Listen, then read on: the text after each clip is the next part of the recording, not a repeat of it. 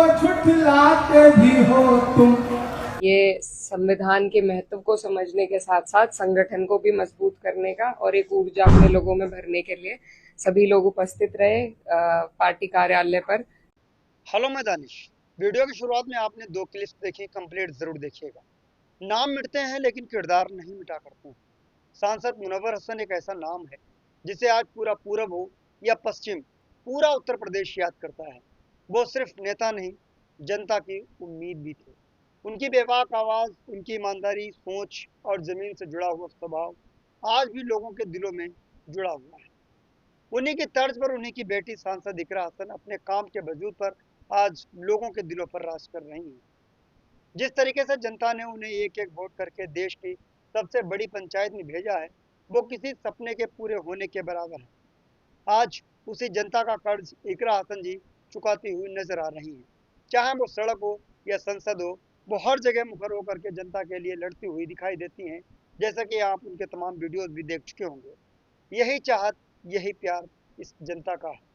साथ में इसी वीडियो में इमरान प्रताप गढ़ी साहब की एक नई नज्म को जरूर सुनेंगे। वीडियो को अभी लाइक करें, डीएल गोल्डन न्यूज चैनल को जरूर सब्सक्राइब करें। दोनों में आप सबसे ज्यादा किसे सुनना पसंद करेंगे, ये कमेंट करके जरूर बताइएगा। आइए पहले सुन लेते हैं सांसद इकरा हसन जी को, उसके बाद में इमरान प्रताप गढ़ी साहब को। इकरा हसन जी को सुनते हैं।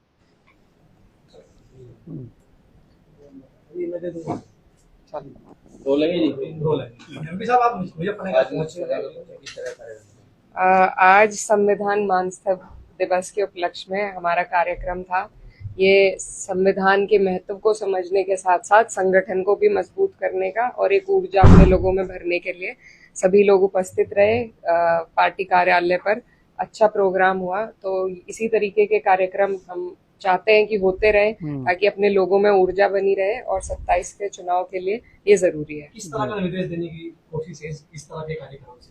देखिए, सबसे पहले तो जो विषय था कि जो संविधान बाबा साहब डॉक्टर भीमराव अंबेडकर जी ने हमारी सुरक्षा के लिए एक सुरक्षा कवच के रूप में दिया था, आज सरकार ने ऐसा माहौल बना दिया है कि कभी सीधा प्रहार करते हैं संविधान पर, कभी पीछे से करते हैं।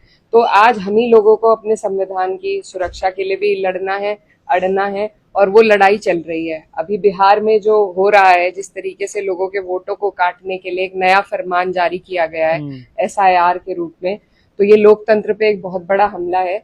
ऐसे ग्रामीण क्षेत्र के लोग हैं, जो कागज उसमें मांगे गए हैं, हमारे इलाके में कह लीजिए या पूरे ही देश के ग्रामीण क्षेत्र से जितने लोग आते हैं, कोई भी वो कागज नहीं दे पाएगा। उनके खुद के एक मंत्री ने कहा कि बिहार के ही मंत्री ने कि मैं भी कागज अपने ढूंढ नहीं पाया। तो जो लोग सत्ता के सिस्टम में मौजूद हैं, जब उनका ये हाल है, तो एक आम व्यक्ति, एक आम गरीब नागरिक जो पंक्ति के आखिर में खड़ा है, वो कैसे अपने कागज ढूंढ कर देगा? तो उसका सिर्फ वोट छीना जा रहा है। एक विशेष समुदाय को जरूर इसमें टारगेट किया जाएगा और सिर्फ 1-1.5 महीने का टाइम है चुनाव में, 2 महीने का टाइम है, और इतने कम वक्त में जितने लोगों का नाम सूची में नहीं आएगा उनके साथ बिल्कुल ये न्याय नहीं है। ये संविधान की हत्या है, लोकतंत्र की हत्या है। आज बिहार में हो रहा है, कल को ये हर जगह करेंगे। तो हम पूरे तरीके से बिहार के लोगों के साथ है, और ऐसे किसी फरमान जो कि लोगों के अधिकार को छीने, वो बिल्कुल हमें मंजूर नहीं है। बिल्कुल जगदीप धनखड़ को इस्तीफा दिलवाया गया है उन्होंने, लेकिन क्या आपको क्या लगता है क्या ये दिलवाया? देखिए, उपराष्ट्रपति जी का दूसरे नंबर का प्रोटोकॉल पूरे देश में होता है और उनके कई अधिकार हैं, क्योंकि वो राज्यसभा की सदन के भी चेयरपर्सन होते हैं, तो उनके कई अधिकार हैं। ऐसा व्यक्ति जो रीढ़ की हड्डी से मजबूत हो और अपने स्वयं निर्णय लेने का क्षमता रखता हो, ऐसे लोग इस सरकार को बिल्कुल पसंद नहीं है। तो एक दिन उन्होंने पूरा सदन चलाया, उनकी तबीयत भी ठीक थी, सब कुछ ठीक था। ऐसी क्या मजबूरी सरकार ने उन पर बनाई, क्या दबाव बनाया कि वो बेचारे रातों रात इस्तीफा देने पर मजबूर हुए? ये विषय है हम सब के लिए सोचने का, क्योंकि ये जो सरकार है, ये सिर्फ नाच बाद में भेजती है, पहले अपनी फोटो भेजती है। तो वही यहाँ पर हुआ कि जो नोटिस जस्टिस यशवंत वर्मा की इम्पीचमेंट का था, वो विपक्ष के सांसदों ने दिया, जिसको धनखड़ जी ने एक्सेप्ट किया। उसी की नाराजगी है, क्योंकि सरकार को क्रेडिट चाहिए, सारी लड़ाई क्रेडिट की है। योजनाओं पे कम पैसे लगते हैं, एडवर्टिजमेंट पे ज्यादा लगते हैं। यहाँ उनके हाथ से ये मौका निकल जाता, तो उन्होंने धनखड़ जी को मजबूर किया कि वो इस्तीफा दे। वो एक किसान के बेटे हैं और पढ़े लिखे कई पदों पर रहकर देश की सेवा करने वाले, और ऐसे व्यक्ति को इस तरीके से अपमानित किया गया तो किसान के बेटे का ये अपमान हमें बर्दाश्त नहीं है। आपका भी अपमान किया गया है सहारनपुर में, आपने भी शिकायत दर्ज की है, किस तरह की कार्रवाई हुई है और आप किस तरह की कार्रवाई चाहते हैं? देखिए, हमने सब जगह लिखित में दिया है, वो सिस्टम के अधिकारी हैं और हम सिस्टम के जरिए ही उनसे इस लड़ाई को लड़ने का काम करेंगे। जिस तरीके से उन्होंने न सिर्फ मेरे साथ एक और महिला जनप्रतिनिधि थी, और ये सिर्फ मेरी अकेले की लड़ाई नहीं है, लगातार इसी तरीके से महिलाओं के साथ अभद्र व्यवहार अधिकारी लोग करते हैं। इन्हें अभी आदत नहीं है कि ये महिलाओं से आदेश ले सके, तो लगातार इसी तरीके से बदतमीजी कई जगहों पर होती है। तो ये मेरी अकेले की लड़ाई नहीं है, ये हर उस महिला की लड़ाई है जो आगे बढ़ना चाहती है, जो अपनी आवाज खुद बनना चाहती है। और सरकार जो बेटी बचाओ बेटी पढ़ाओ का नारा दे रही है, 33% आरक्षण दे रही है, वो कैसे सुनिश्चित करेगी कि जो महिलाएं आगे आएंगी 33% आरक्षण से उनकी सुनवाई होगी। तो ये उन सब महिलाओं की लड़ाई है और सब मेरे साथ हैं इस लड़ाई में। मेरे क्षेत्र के सभी लोगों ने अपना समर्थन दिया, मैं उनकी आभारी हूँ। देखिए, सरकारें अब इतनी इनसिक्योर हो चुकी हैं कि वो किसी अपने भी पार्टी के नेता की चलने नहीं देना चाहते हैं।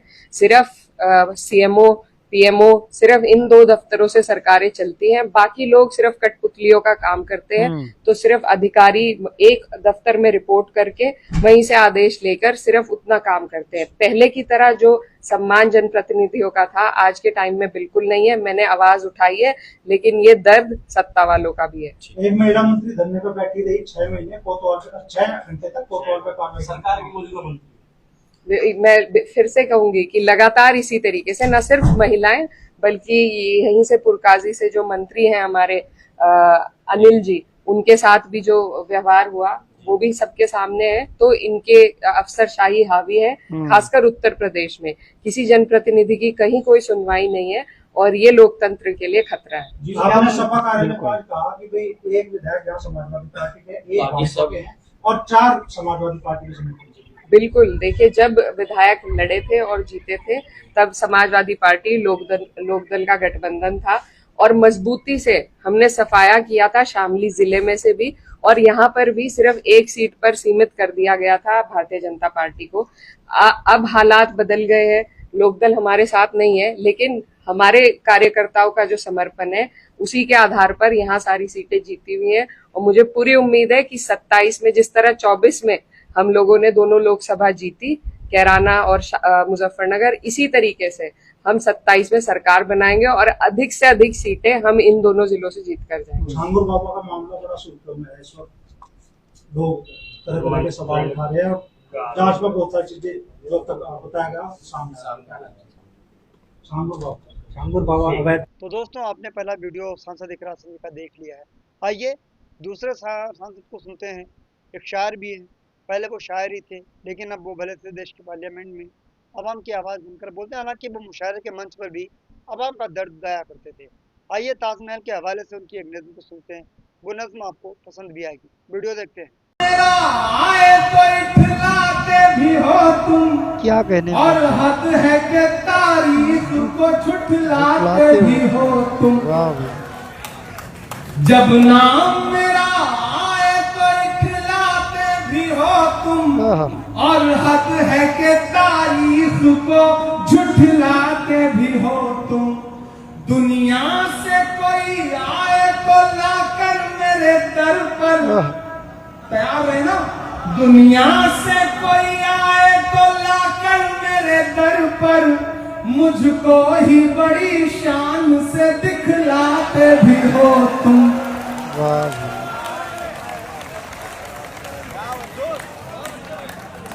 जब नाम मेरा आए तो इठलाते भी हो तुम, और हक है कि तारीख को झुठलाते भी हो तुम।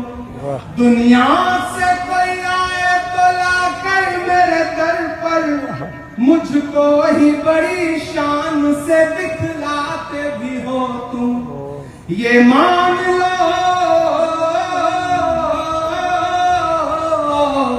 ये मान लो, इस मुल्क का मैं आज हूँ कल हूँ